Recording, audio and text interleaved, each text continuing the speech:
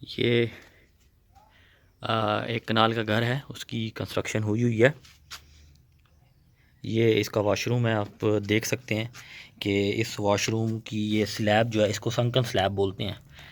ये sunken slab है।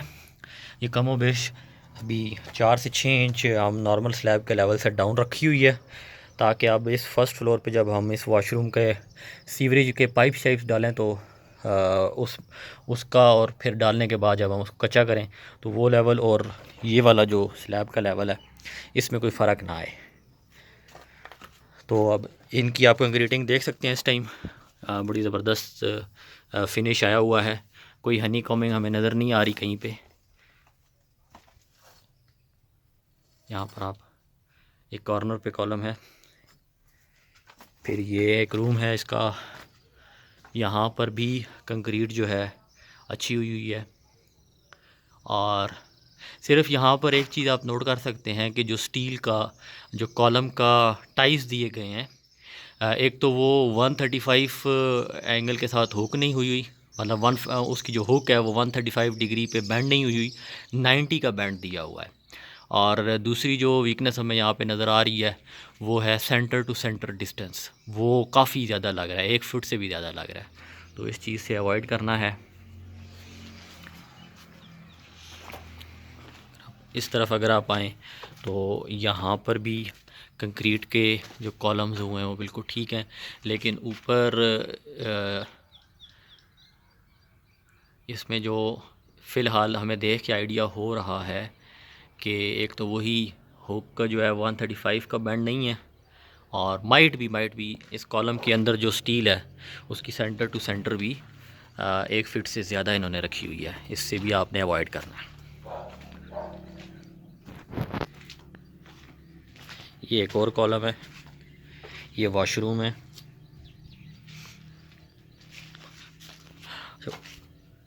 Washroom में हम एक विंडो प्रोवाइड करते हैं छोटी सी, और एग्जॉस्ट के लिए ऊपर हम एग्जॉस्ट के लिए जगह छोड़ देते हैं।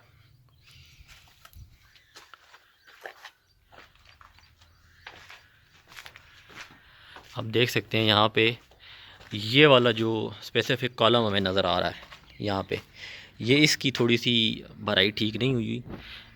माइट भी इसकी कंक्रीट सही नहीं की।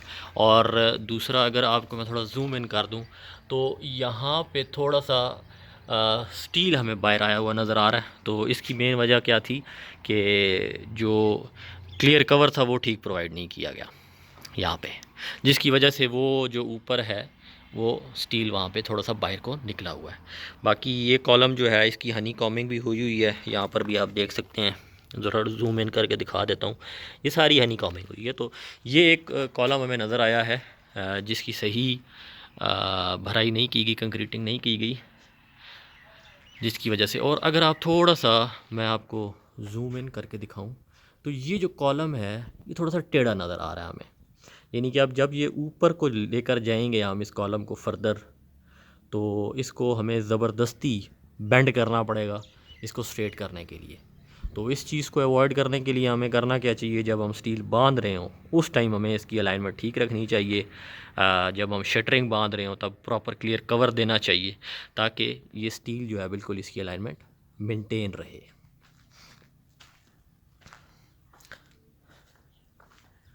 बाकी इसमें ये एक और रूम है।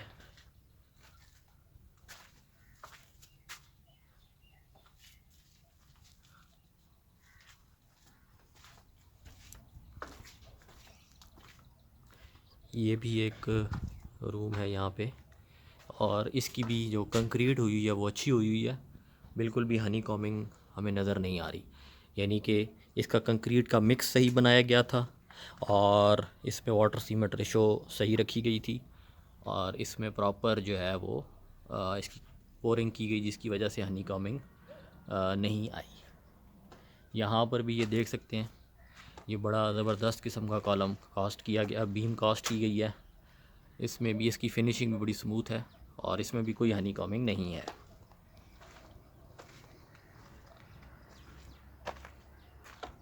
तो ऑल इन ऑल ये जो इस घर का हमारा साइट विज़िट है, इसकी as compare to my previous visits इसकी परफॉर्मेंस वाइज अगर देखें तो ये काफ़ी बेहतर है। हनी कॉमिंग भी कम है, कंक्रीट की फिनिशिंग भी अच्छी आई हुई है, और बाकी जो है कुछ स्टील में इश्यूज़ हैं। तो वो आपको मैंने जिस तरह बताया कि जब हम स्टील बांधते हैं तब हमें थोड़ी केयर करनी चाहिए, और जब हम शटरिंग बांध रहे होते हैं, फॉर्म अप बांध रहे होते हैं, तो उस टाइम हमें थोड़ा एहतियात करनी चाहिए।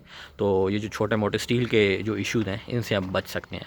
और तीसरी मेजर इशू जो है वो जो टाइस का कॉलम के केस में और स्टेरअप का बीम के केस में जो बेंड है वो 135 डिग्रीज होना चाहिए हुक का। तो वो साइज़मिक जब फोर्सेस आती हैं तो उसको वो काउंटर करने के लिए बेहतर होता है।